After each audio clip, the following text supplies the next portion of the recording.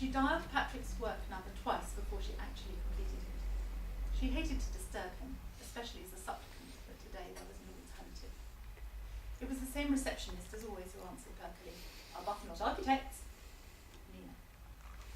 Ophelia had met her a few times at parties. They shared a passion for shoes, and this had become a trope of their bantering exchanges. But Ophelia felt they hadn't had this sort of chat for so long that she lost the tone.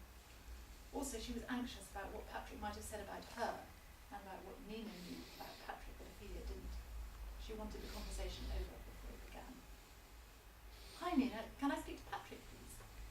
Ophelia, how are you doing? Company and platforms? Nina sounded exactly the same. Fine, thanks. Is Patrick around? Oh yes, actually, he stays much later than he used to these days. She didn't want to know. She heard a few clicks and then she heard Patrick's voice. He sounded tired, even more tired than she was. This did not bode well. Hi Ophelia, what is it? I wondered if you were going to Alex's concert tomorrow night. I can't make it and he'll be miserable if neither of us is there. You call me now to ask me to go to something tomorrow night. He was indignant as well as tired. I think it was on the calendar I gave you, but please can't you make time for him? It would have been better to assert that the concert was on the calendar, but she couldn't be sure. She'd have to rely on a residual sense of paternal duty, something of a weak force. Sorry, Ophelia, I can't this time. Things are going badly here. We're working on pitches and we keep coming second.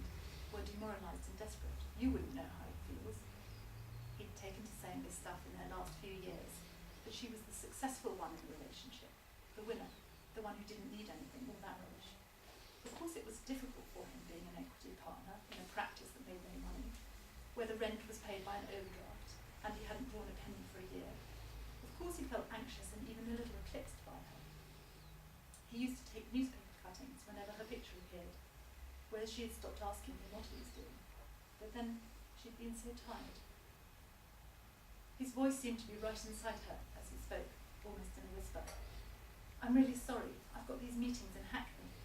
Well, I know you don't want to know about all that, but I just wanted to say I'm really sorry. She felt herself tremble as she realised that he was answering what had lurked unsaid in her mind. Their old closeness quickened in her, but this only made the conversation more painful. Goodbye, she said, but she didn't hang up. She listened to his breathing, his whispered yes, and the soft click as he ended the call. So, not very much said there. In fact, quite a lot of the relationship between Ophelia and Patrick is played out in letters. Letters, old letters, new letters, lost letters, forgotten letters, imagined letters. In fact, I might read you some imagined letters. There's Patrick leaves her